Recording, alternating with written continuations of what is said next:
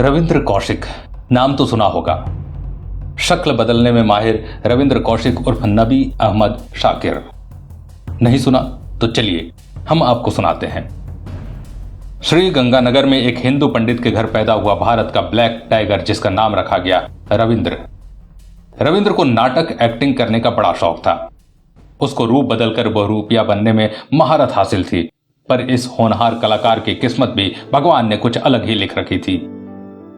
हुआ यूं कि रविंद्र की एक्टिंग देखकर लखनऊ के एक सेठ ने रविंद्र को लखनऊ बुलाया, जहां उन्होंने देश प्रेम का रोल अदा किया। उस किरदार में रविंद्र भारतीय सैनिक बने थे जो चीन में पकड़े गए और एक कैदी के दर्द को एक्टिंग के जरिए बता रहे थे। उस भीड़ में एक रॉ का अधिकारी ये नाटक देख रहा था। उसने रविंद्र को कहा, मेरे लिए काम करोगे? उसने रविंद्र को काम नहीं बताया, पर इतना कहा कि बहरूपिया बन के मुसलमान की एक्टिंग करनी पड़ेगी। रविंद्र ने कहा, क्यों नहीं। रविंद्र के हामी भरने के बाद रात द्वारा उसे गुप्त स्थान पर ले जाया गया। फिर रविंद्र की 2 साल तक ट्रेनिंग चली और यह भी देखा गया कि रविंद्र में देश प्रेम और धर्म के प्रति कितनी आस्था है। ऐसा इसलिए किया जाता है कि कहीं मुस्लिम देश में कोई एजेंट पकड़ा जाए तो वो किस हद तक मुंह खोल सकता है। रविंद्र हर परीक्षा में पास हुआ। रविंद्र ने रॉ के अधिकारियों को खुश कर दिया। आखिर में रविंद्र के इम्तिहान का दिन आ गया। रॉ के एक बड़े अधिकारी ने रविंद्र को बोला, पाकिस्तान जाओगे? रविंद्र ने कहा, हाँ, आपका जैसा आदेश।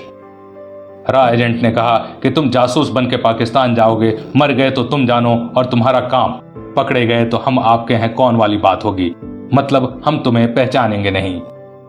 रविंद्र ने कहा, मुझे खुद पर भरोसा है, कोई मेरा रूप बदलने की कला को आज तक नहीं पकड़ पाया है। इतना ही रॉ के अधिकारियों को सुनना था। फिर रविंद्र को हर दिन 5 बार मुस्लिम की तरह नमाज पढ़ने की ट्रेनिंग दी गई। उसको पूरा मुसलमान बनाया गया। उसको उर्दू सिखाई गई। उसको कुछ दिन मुसलमानों के साथ रखा गया। उसको कहा गया कि इस बारे में किसी को मत बताना, यहाँ तक कि अपने घर में अपनी माँ को भी मत बताना, और तुम्हारे घर में तुम्हारे काम के बदले पैसे हम पहुंचा दिया करेंगे। तो रविंद्र ने अपने घर पर यही बताया कि उसकी दुबई में नौकरी लग गई है और वो दुबई में रहकर ही कमाएगा और उनके पास पैसा भेजा करेगा। परिवार ने राजी खुशी उसे विदा कर दिया। रविंद्र ने पाकिस्तान जाकर सबसे पहले अपना शिनाख्ती कार्ड बनवाया और कराची के एक कॉलेज में LLB की डिग्री ले ली।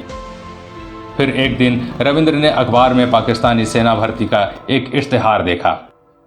रविंद्र ने मौके का फायदा उठाते हुए फॉर्म भर दिया और भगवान की दया से उसमें वो सफल हो गए और वो पाक आर्मी में एक सिपाही बन गए। कहा जाता है कि रविंद्र ने पाकिस्तानी सेना को अपने काम से इतना खुश कर दिया कि सेना में वो मेजर के पद तक पहुंच गए थे। पाकिस्तान में मेजर का पद काफी ओहदा रखता है और अंत में उन्होंने अपने सीनियर अधिकारी की बेटी फातिमा से शादी कर ली।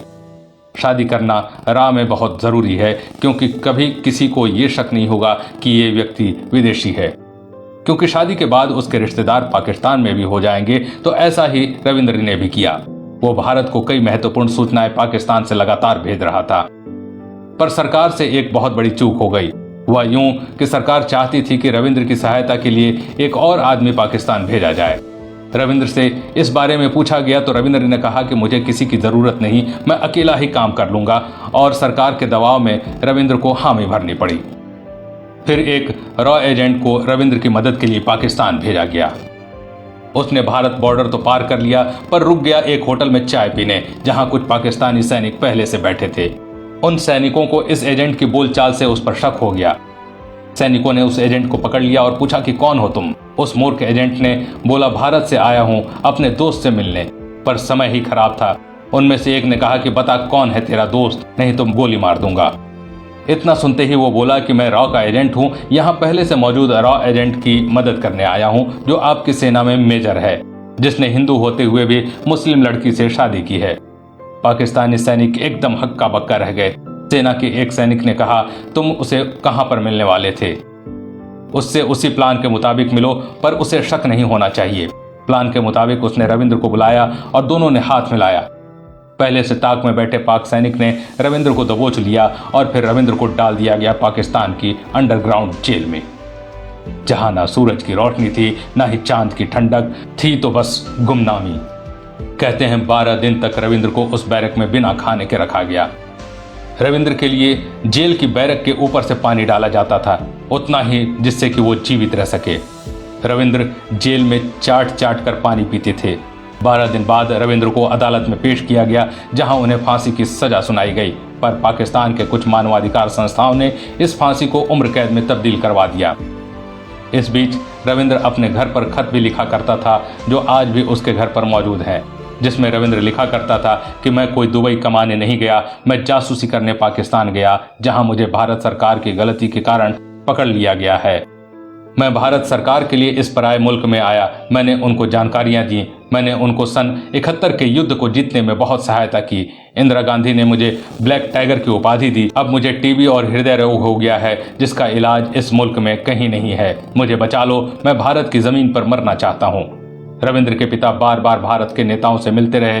नेताओं ने इतना ही कहा कि उसने एग्रीमेंट साइन किया है कि ये पकड़ा गया तो उसकी कोई सहायता नहीं होगी और हम दुनिया में भारत का नाम खराब नहीं करना चाहते। और अंत में 2001 में पाकिस्तान का टॉर्चर सहते सहते रविंद्र ने पाकिस्तान की जेल में प्राण त्याग दिए। आज के लिए बस इतना ही दोस्तों। अगर वीडियो पसंद आई हो तो लाइक करिएगा और ऐसे ही वीडियो देखने के लिए हमारे पेज को फॉलो जरूर करें। धन्यवाद।